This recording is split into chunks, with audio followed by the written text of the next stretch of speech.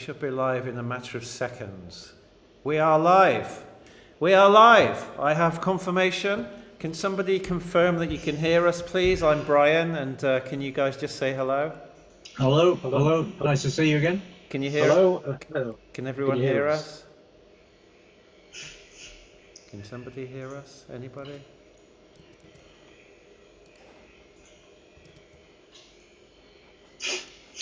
Somebody please confirm. No confirmation. I'm just waiting. There's always a bit of a lag, unfortunately. That's a lag. Bit of a lag. No sound. Oh. Oh no. No sound. No, that's not. Has it crashed? That's not, already. That's not possible. There's no sound at all. Oh, someone else says all good. So obviously somebody's got it muted. Brilliant. Right, okay, without further ado, because time always flies, and I know these guys have got about 20 hours worth of lecture to share with you. You can't half talk. In 1 hour. So if there are any issues with the sound, please put it into the chat and I'll try to resolve it. But I'll assume everything's good. So just without further ado, I'm Brian Waters from the QTube. We run a platform for film composers and sound designers and filmmakers. And one of the things that we do on a regular basis is we have Brian and Stefan here, who will introduce themselves shortly, to do these different masterclasses, once a month usually. And so we've got a real humdinger for you today, which we think will probably be just one of a series of masterclasses actually, but they'll probably mention that. So yes, here we go. I'll hand over to Brian and Stefan to introduce themselves and to launch into the 20-hour lecture. Yeah. Okay, I'm Brian. I work at Leeds Conservatoire, where I'm deputy head of the School of Music and Education, which encompasses film music, and film music is the degree that I wrote for that institution. I also work in the industry as well. That's me. Oh yeah, I'm Stefan Gordon. I'm principal lecturer at Leeds Conservatoire. I work with Brian on the film music pathway. I teach film studies as well as teaching some film music production and some composition as well. So good. Yeah, this is as Brian mentioned, this probably will be in a few parts. This because there's quite a lot to get through. Film music pathway. So I would easily say we could stretch this, into maybe 3 parts. Or definitely, yeah. Yeah, I mean, I think that probably we are also guided by you as well, the viewers. So if there's something in particular that you would like, if you'd like us to go into more detail on this one or any of the ones that we've done previously, just let us know. And we want to try to also give you what you actually feel that you need. So yeah, over to you guys, really. Right, I will share my screen. Let's go for it. Okay, so hopefully you should all be able to see that. I have got my fan on in the background because it's so hot here, but if it gets too loud or you can't hear me, just let Brian know or somebody let people know. So this is like the guys have just said, this is a different kind of masterclass. It's not at this stage about necessarily harmonic tricks and things like that and chord sequences. Right now it's basically about the basic kind of context around film composing, what it is, how the industry works. We'll get to that later. It's basically what we call tricks, tips, and techniques, including not just musical ideas, but practical, creative, and intellectual approaches to film music. So let me just move on. These are the kind of things we're going to be covering. I'm just going to fly through these right now. We're never going to get all these done today, but I'm just telling you these so for future you'll know what we haven't got round to doing today. We're going to be talking about film music, about the idea that it's a craft, not an art, and we're going to be putting some substance behind that. We're going to be also talking quite substantially about why do we even need film music in the first place. It's very hard to be a practitioner of film music if we don't, at a very basic level, know why we even need it in the first place. Because if we don't know why we need it in the first place, then that's what drives people to overwrite and to overcook. Once you realize what film music is doing there, you tend to pull back and you tend to undercook. We're going to talk about how film music must serve the picture at all costs, and that is the primary objective. We're then going to talk about the life cycle of film music. And the point behind that is talking about at what point is it music and at what point is it listened to as emotion by the general public. So we're going to talk about that. That brings us on to a whole section on music and emotion. Then we're going to talk about film music as a technical process, and then about how the composition act, if you want to call it that, is not the very first thing people should be doing. It's the culmination of a process. We're going to talk about the pitfalls of what we call immediate composing. And by that, I mean just banging a film on and getting straight on the keyboard and basically reacting like that. It sometimes works, but usually you can go wrong when you do that kind of thing. We're going to talk about compartmentalizing the process. We're going to go through what a week in the life of a composer for TV and film looks like. I'll be using my own stuff when I did loads of documentaries, and what an average week, because normally it's a week turnaround for like 20 minutes of music for an hour documentary. So I'll be using that and other things. We're then going to be talking about the pressures in the industry, the idea of music to picture, and the new idea of picture to music, of composers having to write an album before the film is even shot. And that is actually not just something that the likes of Christopher Nolan are doing and people like that, but it's also something that's happening at a much lower level. Why does film music often sound so weird and so strange? Why isn't it more tuneful and nice to listen to? Why doesn't underscore music have more melody? We're going to look at analogies between music and image. And we're going to look at a weird one, which is the analogy between composing and journalism. And that's where John Williams comes in, actually, of all people. He's the one that drives that narrative. We're going to talk about some musical harmonic tricks that we're not aware of. I'll be playing you two films. One is from Harry Potter, and one is from a movie called Catch Me If You Can, both by John Williams, and radically different scores, but they both feature exactly the same little trick, and it's very hard to spot these tricks unless you analyse and you read music. We're then going to look at some music with and without music, and we're going to then talk about emotion. But I suspect we won't even get onto that second page, so I'm just showing you this so you can replay this back and you know what we never got round to doing today. So what we're going to be talking about a lot today, me and Stefan, is about craft.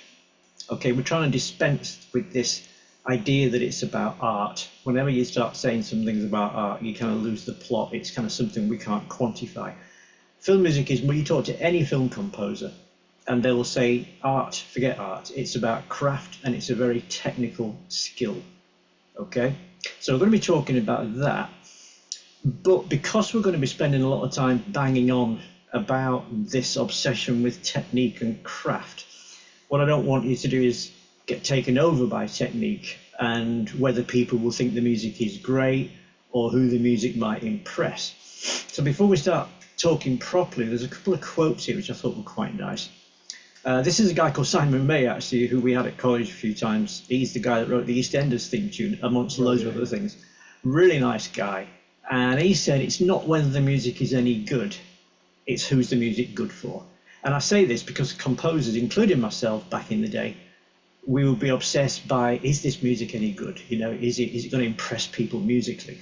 And that is so far down the pecking order when you put in music to film. Nobody will usually comment on that. What they're obsessed with is, does it work? This guy is not a composer. Anybody might know this guy, of all people, is a guy called Carl Jung, who's a famous psychologist and psychiatrist. And he said this, which I think is a really lovely quote. He said, know all the theories, master all the techniques, but as you touch the human soul, be just another human soul. And what I'm trying to say by saying that is, you know, technique is simply a means to an end. Don't lose sight of the fact that ultimately part of a composer's job is to bring emotion and humanity to the film. He also said this, which is an interesting one. Quite a lot of the things he said have got an analogy to film music, bizarrely. Until you make the unconscious conscious, it will direct your life and it will call it fate. So what I'm saying when I'm saying that is, often if you leave it to fate, if you just basically say, oh, I'll wait for the great idea to come, or, you know, it'll just be an accident. Film music can't be like that. And I've put there, in film music, you don't have time to wonder how you did something, or for something to be a happy accident. You can't wait for the great inspiration. You have to have it done by Wednesday. And this is why most great film composers can turn it around in 2 or 3 weeks. It's not because they're geniuses or because they've got special powers. It's because they've amassed this huge bag of tricks in their head, and that's the only way that James Horner, for example, could get Aliens done in 2 weeks.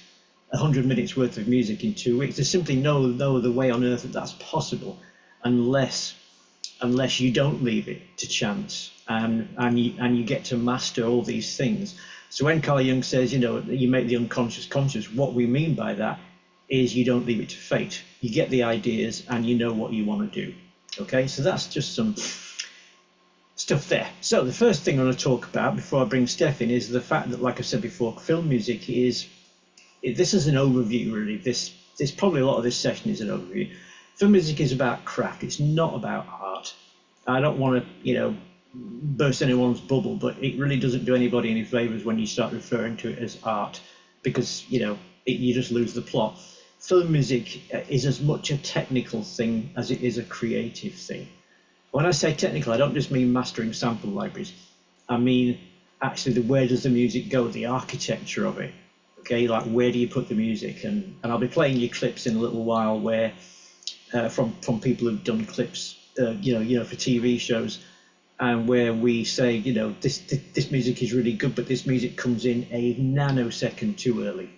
And it's stuff like that. When I say technical, that's what I'm on about. And it's often those kind of areas that get left to the last minute. People are obsessed with the music and how does the music sound, whereas you need to be as obsessed with where you're putting it and how does it work with the film. So the most important thing about films, before I hand over to my colleague, everything can be explained. If anybody ever tells you that film music is written by people and we'll never understand how they do it because they're just very clever people and that's just leave it at that, that is complete bunkum. Everything in music can be explained. Whether it's through music theory or through intellectual processes, everything can be understood. Okay, I've analysed thousands of film scores and written at least 7 or 8 books, so it can be done, and if anybody wants to understand, it can. It is about understanding emotion, principally. It's about placement, it's about architecture, it's about structure, and it's about harmony and texture, obviously. It's not an indulgent craft. You write what the film needs, and often that means you can walk away from a project thinking, God, that was a bit boring. But the director might really love it because it's what the film needed. Whereas if you go in there all guns blazing, all sorts of colours, all sorts of textures, that's great if people are in the audience to listen to your music, but they're not. They're in there to watch a film, and what your music will do is generate emotion. So don't try and impress with the music. So just before I bring Stefan in, if you said a well-crafted score has got to be functional, okay? If anybody ever says to you, I love the music in X film, whether it's E.T. or whatever it might be, what they really mean, and what they'll never say, is the music was beautifully functional. No one will ever say that to you because they don't use that kind of language. But if film music works, if film music sounds beautiful and wonderful, it's because it's functioning, it's got a purpose. There's nothing worse than brilliant music in a film that has no purpose. It's not there to fulfill a role. Well-crafted score communicates emotionally because that's the principal means of communication for most people. Music is an abstract language for most people. People don't go to the cinema and go, "Wow, that's a great G minor 7 chord." They don't do that. They listen to the emotion. A well-crafted score supports the picture. These are things that Steph will qualify when he comes on. A well-crafted score supports the story. A well-crafted score can sometimes tell a different story. It can sometimes tell the subtext, and if we get long enough, or in future sessions, we'll go down that rabbit hole. Sometimes a well-crafted score tells the real story. So the film can be somewhere else, and the music takes you in a different direction, which is subtly pointing you towards the real truth. What's the thing that unifies all these factors? And it is, of course, it's all about craft. None of this is about stuff that we can't quantify. I couldn't come on here and start talking about art because it's pointless. What we can talk about craft. So I'm now going to hand over to Stefan. We hit this first milestone, which is why do we need film music? And I will come back after Steph's spoken to you. So I will stop sharing now. I'll shut up and stop sharing. There we go. Let me share my screen. with everyone. Okay, let me just.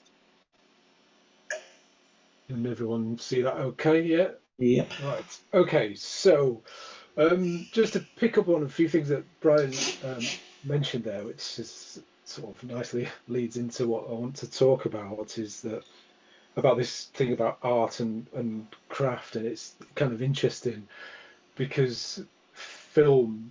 My first sort of entry point into film was, and one of the things that I kind of loved about it was because it was so multi-layered with so many different aspects, and a lot of those aspects are controlled by technicians, if you like, or people who understand their own craft, and music being one of them. So, so maybe the art thing, it's an interesting debate, and the art thing is left in some ways to the director, who will definitely sort of see themselves as the artist, and then there's a whole other debate about the auteur stroke artist as well, of course. So it's a really interesting point, and there's to pick up on another couple of points as well about this is that, like Brian said about the technical aspect of film music, it's like the cinematography, is controlled by the cinematographer, and in some people's eyes would be an artist, but they would also put themselves as people who sort of deal in craft, and they're technicians as well. So there are many different aspects, and this is the point that I've made in many of these sessions about how all these layers, and music is just one of them, and not to lessen that, of course, but it's just one of the many layers, and that's the bit that I'd like to sort of explore. And there's another thing that I think was to pick up what Brian said, which is was brilliant actually, and it's about the quotations he put about the human soul actually, and that's why I mean, why do we need film music is a huge question, and something that we can't directly answer. We can certainly unpick it, which is what we intend to do.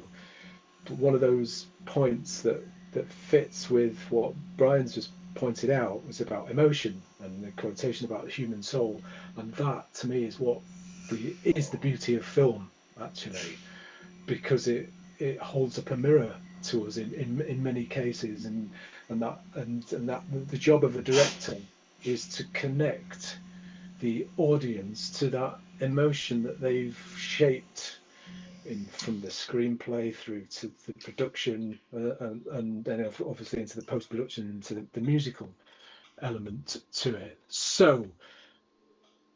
In so moving forward and trying to unpick this question of why do we need film music, I'm just going to go back a little bit, and obviously in the very short time we've got in these sessions, I wouldn't be able to do it, of course, but just to sort of mention film history. I mean, film has, it's been around a very long time. If we talk about, there's many debates about when it was at the actual sort of starting point, but 1895, the Lumiere brothers, the Paris, the factory workers in the Lumiere factory leaving is often regarded as the first film, 1895.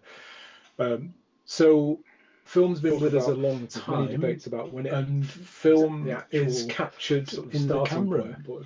So what is film? So if we go back in terms of film history and what they would call actualities, they were recording slices of life really, and they were recorded without music or without sound, of course, and they were also projected without sound, and they were often projected with a live pianist, as we know. So if we sort of say what is film, some people would say it's the capturing of a narrative or or a slice of life within the camera itself, and that's without any sound, of course. So, and as it progressed, obviously sound was put on afterwards, and music, etc.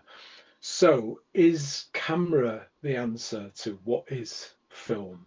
So, and I've put a picture of Ben Kingsley there because I found this clip not that long ago actually, and I'm going to play. I've not sort of done this in a lecture or session before, so even with our students, but I wanted to try this out because I thought when I saw this clip, I thought this is brilliant actually, and sort of makes a lot of sense. Certainly makes a lot of sense to me, but I think in the sort of bigger picture of this and about the craft of film music, it also makes quite a lot of sense. So if I share, then I stop sharing this and I'll share this clip with you. Okay. It's only about 30 seconds, this clip, so it's very quick. Right, okay. Hopefully you can all see and hear this. Right, okay. You can't impress the camera with acting. The camera is almost allergic to acting. It's not interested in acting. Camera is only interested in the behavior of the character.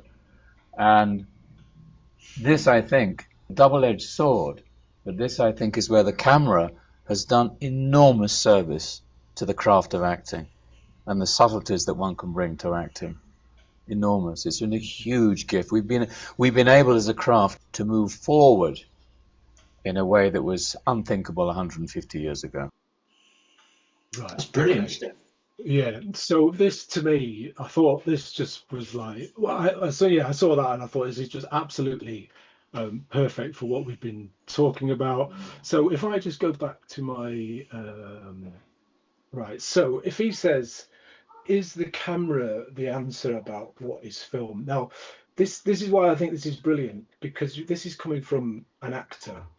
So the camera is only interested in the behavior of the character. So we're talking about craft, as Brian sort of kicked off this session with. Actors want to act. So if an actor is saying the camera is not interested in acting, then I think that's just but because an actor wants to act. So a lot of actors will go, no, film, any kind of acting is about acting, and he's saying no, it's not. It's about the behaviour of the character. So, and then he obviously goes on to say the camera is done as an enormous service to the craft of acting, because if again, sort of film history, if we go back to sort of around 1910, that period up to the 20s, when the likes of D.W. Griffith, who was taken theatre acting and put it onto the screen. So, and the use of things like close-ups, meaning that there was the shape of it was changing. So and then of course it's much further down the line when things got that bit more sophisticated through the Hollywood studio system, etc. It had to develop even further.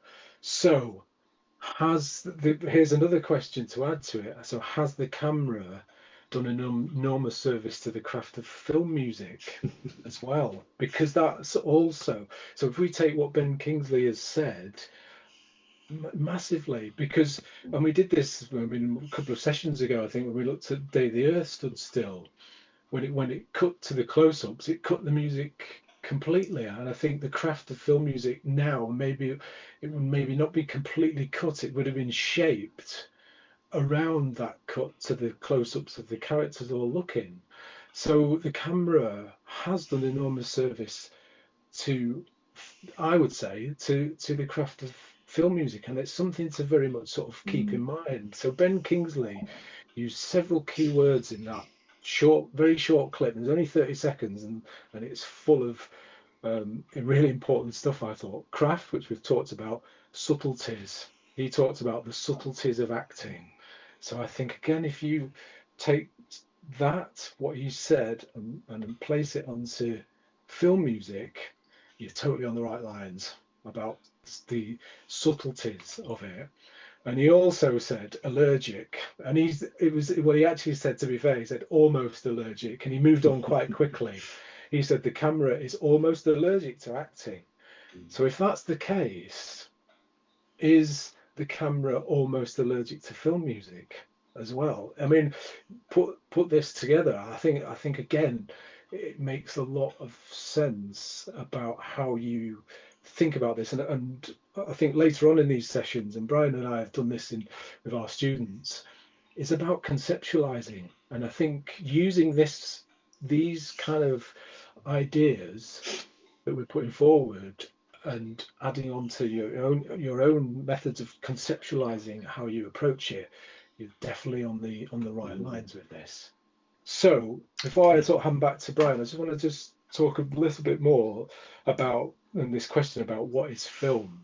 So if you remember the last session, I had the red screen, which was the beginning of Clockwork Orange, being bold colour, and I'm going to talk about colour palette again, time allowing, later on. And if I don't get to it today, I can do it another time. But having a big bold colour was how the film started. So there's a real sense of melodrama in that. But if I come on to colour palette later, what I'm getting at is what is film? Well, it's a rectangular screen. So if you think about it, and I think this is really important for anyone who works in film, but I think it's just as important for film composers, is the rectangle screen. What is in the rectangle screen? And this is, I think it's really important because, I mean, in the old days, to go and see a film, you go to the cinema, big screen.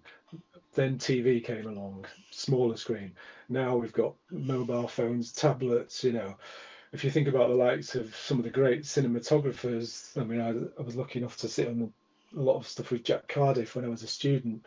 Who shot all the we did some he photographed some Hitchcock, but the Powell and Pressburger films, and he would, if he was sort of, sadly no longer with us, but if he thought, all these films would be shown on the mobile phone, I'm sure he'd be quite upset about it. But that's where we are. So it's still a rectangular screen. So this is the other thing to think about. So if we've talked about acting, then we've got story, theme, character and acting, possibly the same point. Then we've got production design, color palette, as I said, I'll hopefully get onto, editing, sound design, music. All those things have to fit into that rectangular screen. Now the problem here is, the first word that sort of springs to mind is congestion. Yeah. So if all that's crammed in, and the audience can be overwhelmed. They can be overwhelmed by the acting, as Ben Kingsley said. So he's talking about the craft of acting and what the camera's done for the craft of acting. So you can have, it's overacting. Mm. Then you've got the production design stroke cinematography. So it could be overlit, it could be over-designed. It could be over the color palette. This is, again, the big, bold red screen. It can be too overwhelming.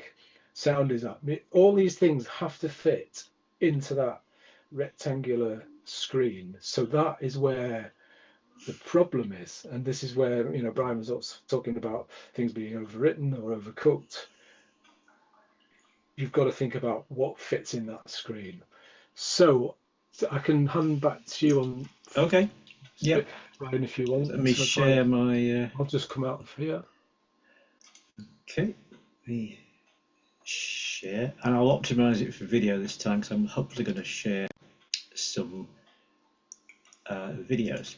So hopefully you can see that. So just carrying on from what Steph was talking about, particularly the bit where you talked about, how does the camera affect the music? That is a really, really interesting point, because it reminds me of two interviews I did. I interviewed James Newton Howard loads of times, but there's one time when I said, your music obviously alters the film. Does the film alter your music? And he was like, absolutely. He said, I don't know why anybody would want to listen to the soundtrack to Signs without the film. The film is everything. Well, I mean, I'd love to listen to that soundtrack, but then many years before he died, I spoke to Jerry Goldsmith, and I said the same thing. I said, does your music alter the film? And he was like, absolutely. And then I said, does the film alter your music? And he just said, who cares?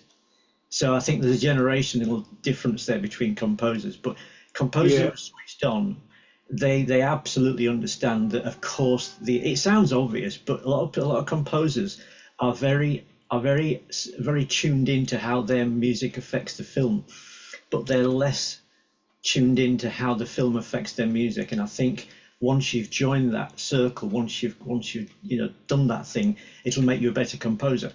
Just to pick up on that point, sure, yeah. Brian, just really quickly, because you sent me a clip of Jerry Goldsmith actually. That's it, yeah. So, and it was interesting, just relating it back to the relationship between the camera and music. When he said, and I think it was to do with Alex North, and I can't remember, it might have been Alex North said, or one of them said, I know they were had the same sort of vision, that they said this whole thing is that music's got to be invisible. I'm not. That's a load of rubbish. Yeah. They were not. So I thought that's really interesting, relating it to what that clip I've just shown of Ben Kingsley, where he's sort of saying the camera is almost allergic to acting. But I thought, if that's the case, it's definitely almost allergic to music. Then there is something we're going to hopefully have time to get to, which does square that circle.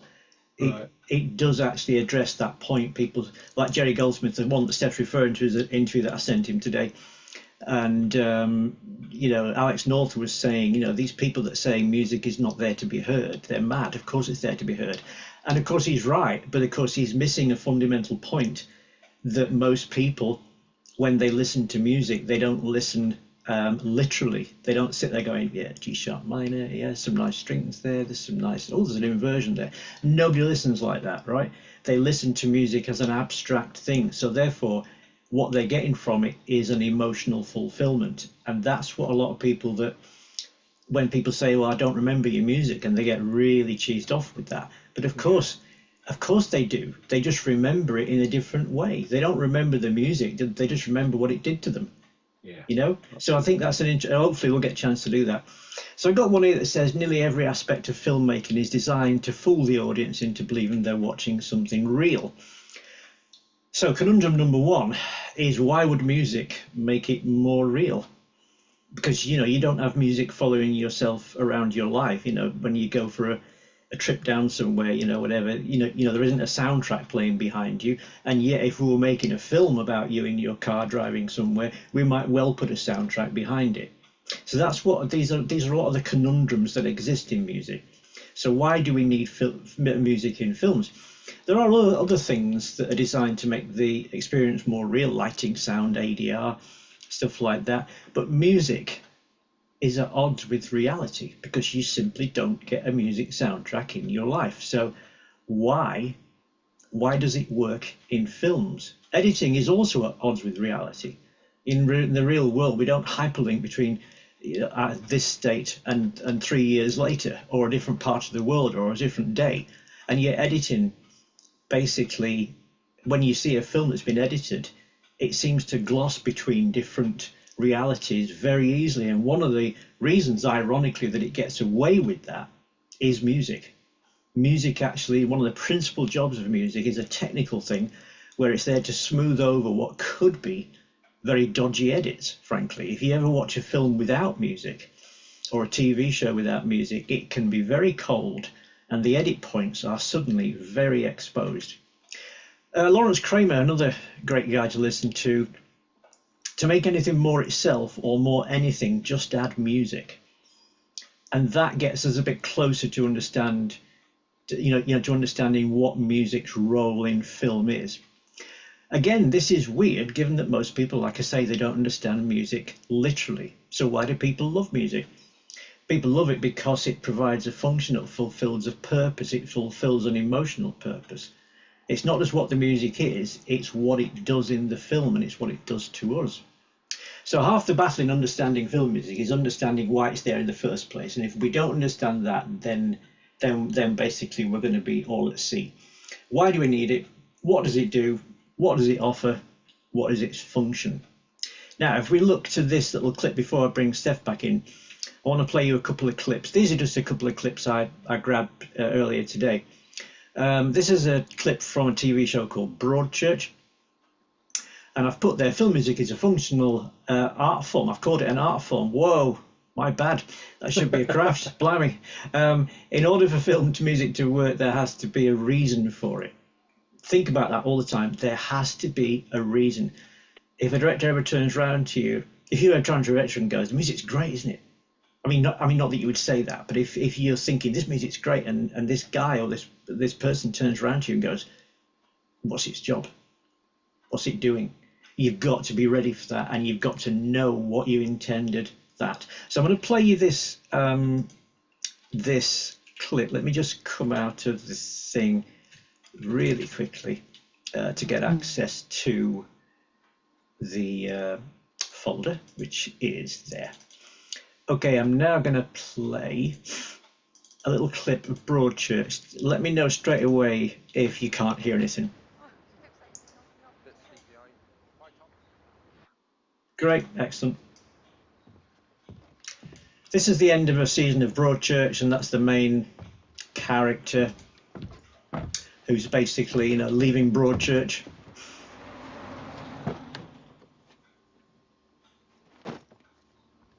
So he's walking down, and a good director will carve out massive holes in the film where music's going to fill him. So there he is. I mean, he's taking far too long about this, and who takes that long to tie their tie? And if that was no music there, that's quite dull. Where to then, sir? And this bit here, he just stands staring into space. It's like, what's wrong with this guy? Nothing. So music is needed here, as I often say, as a matter of urgency. And then we have this awful edit between this guy staring into space, black screen, and credits. Now, I mean, if ever music was needed, it needs it there. So I'm now going to play you a clip that's scored. Okay. Now, bear in mind, I'm not making any. I'm not saying, oh, this is great music or anything like that. What I am saying is it's well crafted to the picture, and that's why when this was submitted, this is years old. It got a very, very good mark. Not because you necessarily want to listen to this music over dinner or anything like that, but it suits the film. So let's just play this.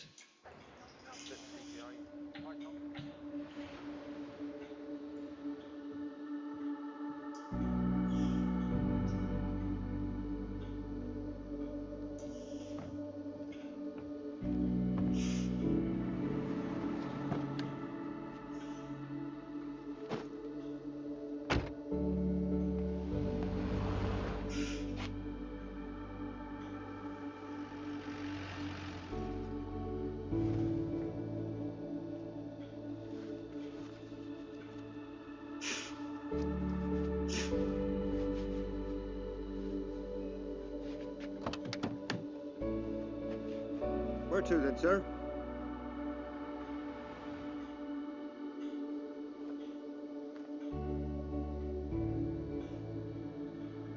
When we go to the credit roll, it's simply the same chords but up an octave. So let's check the credit roll.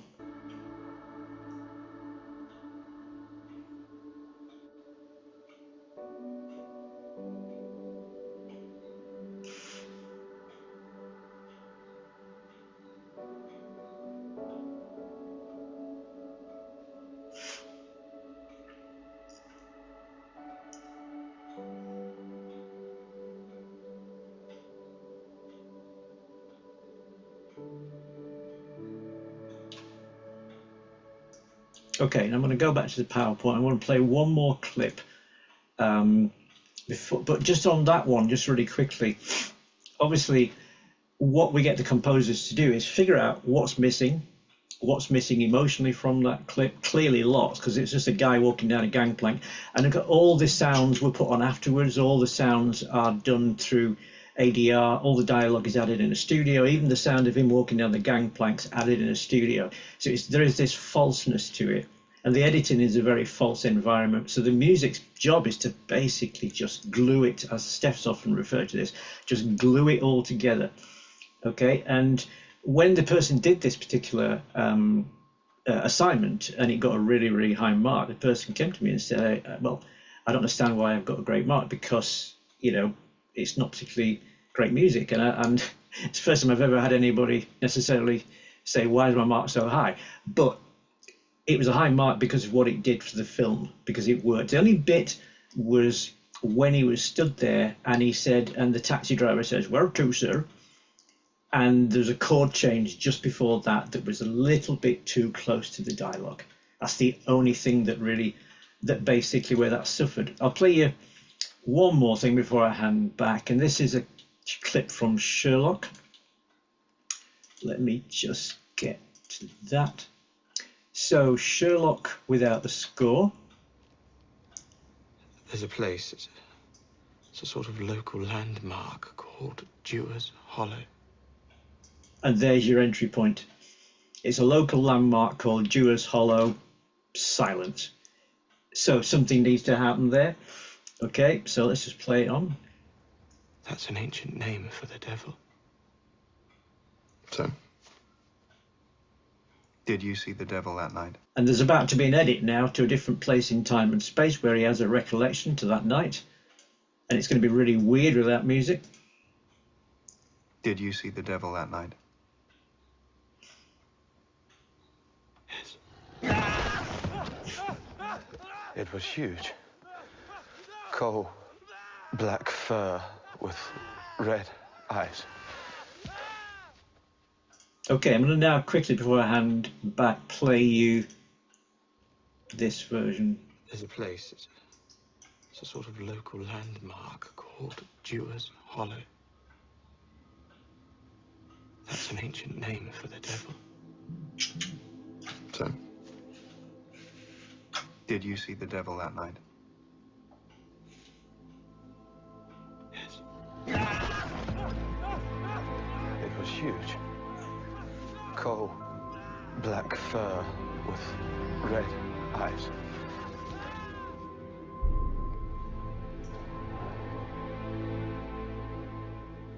It got him, tore him apart.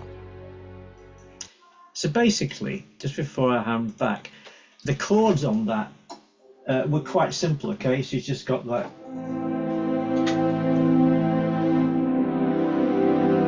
A minor to an E minor over a G.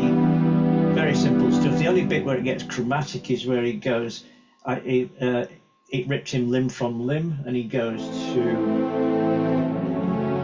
That's when you get the quintessential 70s hammer horror house music kind of thing there.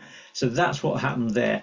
Let me just... before I bring Steph back in, I've got this thing here, music has to mediate between the story and the audience. That's its job.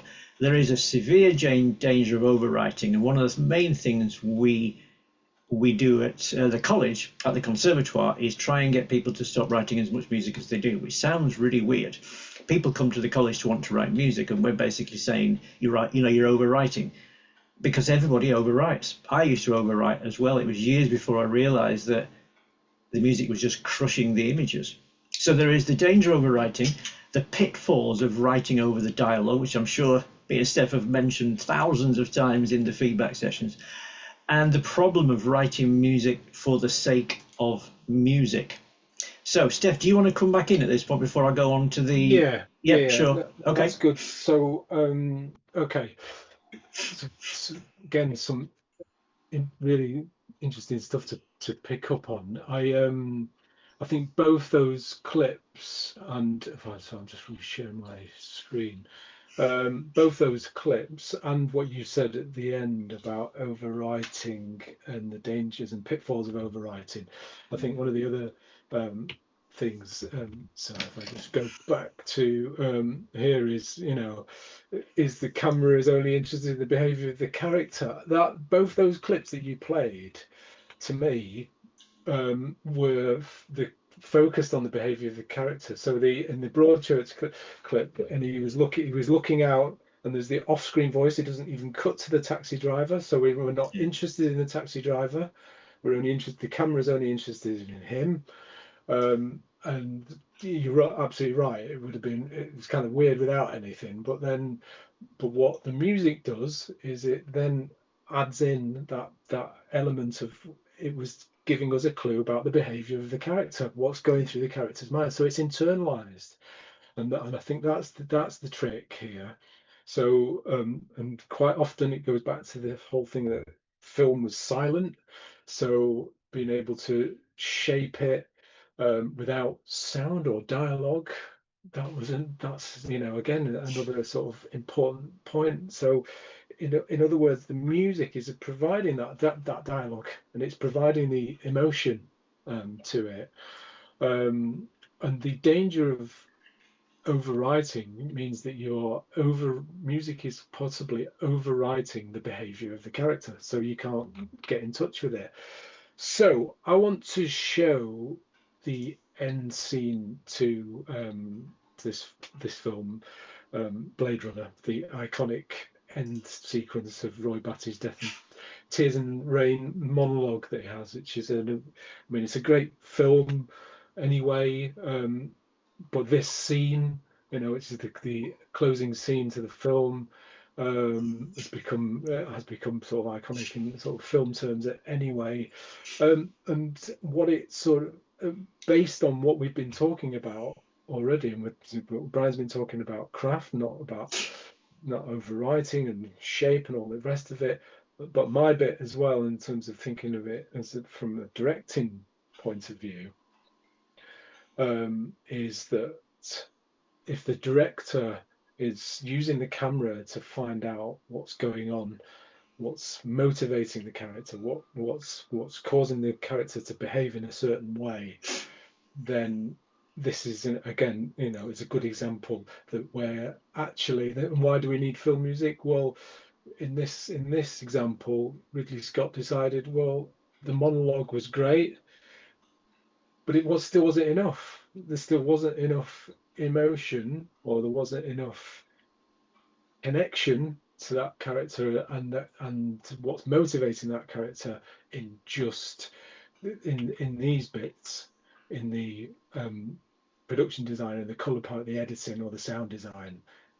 The last, and it's unfortunately it always is the last bit, generally, where the music comes in last. So Ridley Scott felt that it had to have music to add that layer to it. Okay, so let me show the clip first, I think, and then I will talk more about it. So let me just share my screen for this. So it's roughly about, I think, 5 minutes this sequence.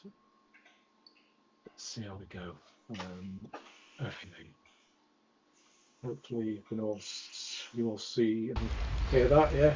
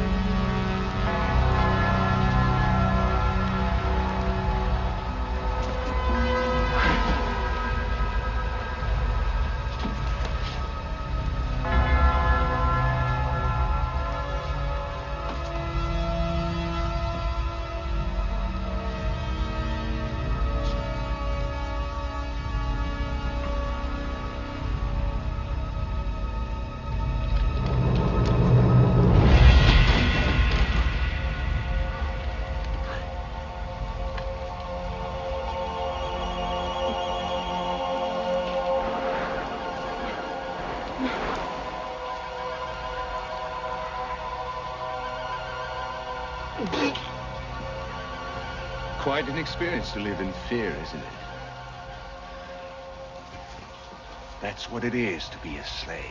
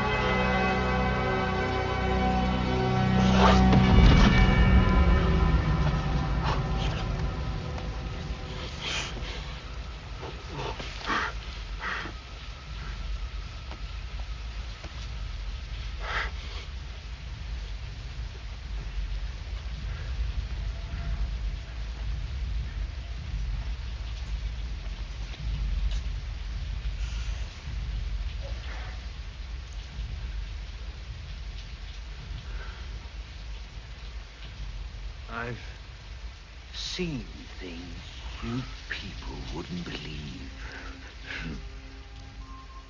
Attack ships on fire off the shoulder of Orion. I watched sea beams glitter in the dark near the 10-house gate.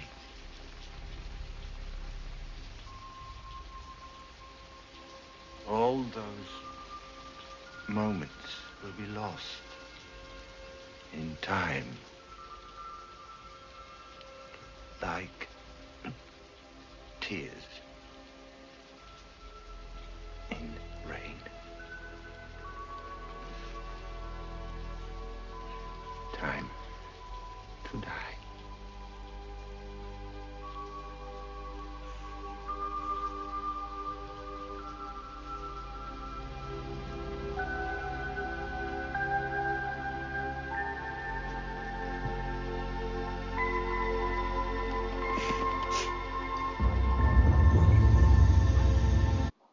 Okay, right. So if I just back to my presentation for a sec.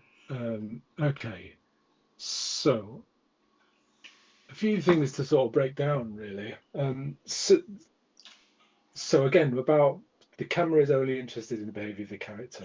So if I look at the character in a sec, but if I just go back to like these bits, all those elements are in that rectangular frame, and actually it's quite melodramatic, some of that, but I don't think the melodrama, maybe a little bit of it's coming from the acting performance. Actually there's a little bit maybe, but I think some of it is the dialogue itself, the lines in the script that's providing some of that. But I think what all the things that are connecting to the camera, I think some of the lighting setups are quite melodramatic, of course, and the color palette that the lighting's giving off is doing that. But I think the combination of the sound design, and actually listening to it in headphones, you can hear the rains, but more on the left-hand side than it is on this side.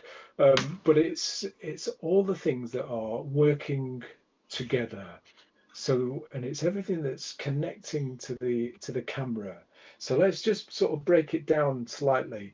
So first of all, the character. So we've got Roy Batty, played by Rutger Hauer. He's a replicant, a robot, and he's choosing to show mercy and reflect on life as he dies. So the main theme of that, narrative theme of that is, and they say it in the film, is that more human than human. So we've got the Harrison Ford character, the Blade Runner, whose job is to kill the replicants, but yet he chooses to save his life, actually. So he becomes the human in this. So that's the theme. That's what Ridley Scott, as the kind of the artist in this, is trying to connect to the and the importance of life, because what his mission is as a character is that they embedded a fail-safe mechanism in those robots that after 4 years they die, and he wanted to change that and he couldn't, and that's the scene that we see at the end. But we reflect on that, and all those elements that are in the rectangular screen are working together, particularly the music, which we'll get onto, and the tone. And this isn't just necessarily musical, so it's the tone of it. And I think this is where we're going with this, is for a film composer to understand the film's tone. And so there is always a danger of not only overwriting dialogue, but just overwriting tone. So a film has a natural tone to it, and that can come from all these elements: color palette, production design, cinematography, acting, sound design. And if you then put that music on top of that, and you kind of overpower that tone, or you'll provide a music that doesn't fit that tone, then it's lost. So the tone, I think, just take music out of it for a sec, it is ethereal, it is melancholic, it is poetic, that sequence, and that I find it really moving, that end sequence anyway.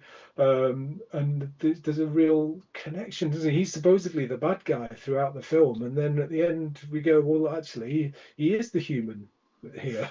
And so we're really drawn to that. So everything has to work for that point.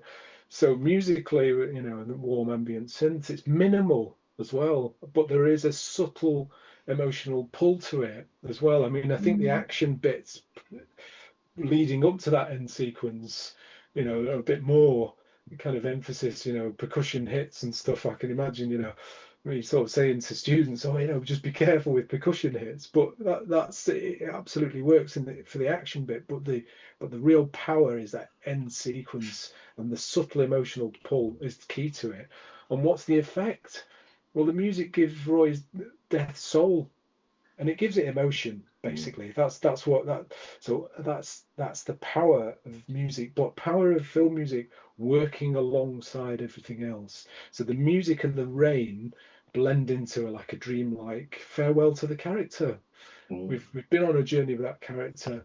So sound design, I mean, they've made a choice, and in previous sessions we've talked about choice to have it. In the script it would be, well, it's raining, and so the sound of the rain, the look of the rain, adds tone to it, and so the music has then got to fit into that tone. So that's really where I mean, I can sort of hand back to Brian. I'm mindful of time, actually. Brian, do you want us? Have we got another 5 minutes, Brian, or do you want us to wrap it there, or what? Okay, yeah. Right. Let me share that. So, and then music. So let me just come out of here. Oh, sorry. So that sort of fits with what you were saying about music serving the picture. Yeah. Let me stop optimizing for video. Right. There's just a couple more things, which is just over, I guess, 5 minutes. And this is all geared towards this thing we were talking about earlier about composers needing to know that their music is not really listened to or appreciated by many people as music. They distill it in a different way, and it's a really important thing that composers need to wrap their head around. Because if you live in this world of music all the time and you don't ever talk about the emotion and stuff like that and figure all that out, or the functionality, then it's not going to work. So set designer and lighting designer, similarities between their intentions and our perception of what they achieve is pretty much the same. If we look at how a scene is lit, what Steph's just been talking about, the audience is affected by that. They're often oblivious as to how the director and the lighting director have done it, but they are beneficiaries of the effect. How directors colour a scene, what Steph has been talking about, right down to subtle changes in the shades of colour of even clothes worn by characters. Audiences sometimes can be completely unaware on a surface level of these subtleties, but equally they're transfixed by the power of the eventual scene, which means they are benefiting from stuff that they are oblivious to sometimes. The most important thing for us is that music is exactly the same for most people. That's why sometimes, talking about Alex North earlier, sometimes audiences can watch a film, they can be seemingly oblivious to the music on a surface level, but unconsciously they become beneficiaries of the emotion. So as a composer, your key thing is, does it work emotionally?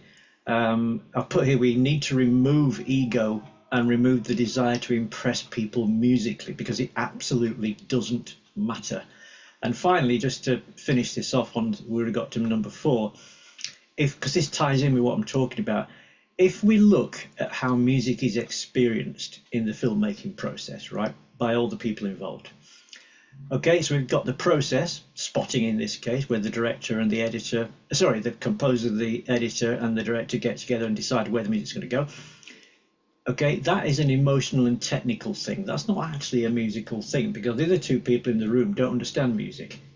Composers understanding music, but the other two are mainly principally involved with emotionally and technically how it's going to work.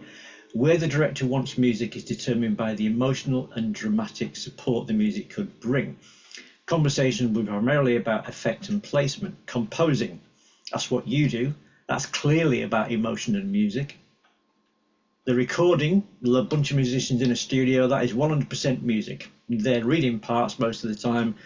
they're not that fussed about what the emotional effect's going to end up, because their job is to basically interpret the music. Editing process, a technical and emotional environment. Okay, not be talking about chord changes or whatever. They're talking about how the sounds get together. The dubbing, similar. And finally, the audience. When you go to the film and watch it, this is the ultimate emotional environment. Just like all the other creative roles, film music's function is to serve the film emotionally by providing, through musical means. My point is, in all these different things, music is, strictly speaking, only transmitting as music at a very small part of its lifespan. When you're writing it, you're thinking musically, and when people are recording it, they're thinking musically. But all these other things, they're interpreting music in a purely emotional environment, and that's the one thing you need to be absolutely, totally seized of that. So if you listen back to something that you've written, you think, wow, that's great music. It actually doesn't matter if it's great music. What matters is, does it work? Does it work? And I've been a victim of this when I first started writing, 25, 30 years ago, thinking, well, they're going to love this. And then the director will say, but what's its job? And I'm like, I don't know, but it sounds great, doesn't it? Well, no, it doesn't sound great, because it's not doing a job. It's distracting. It's overcooking. So I've done all this. I've made all these mistakes. This is why me and Steph are talking from a position of strength on all these things. Anyway, I will stop sharing now, and I'll hand back to Brian, I guess.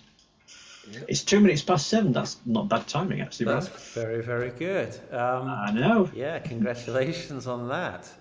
Wow, that was fantastic, actually. I'm deep in thought about some of those things, especially the Ben Kingsley thing. That's really so interesting. Yeah. You can go so deep into a rabbit hole with just from those couple of sentences.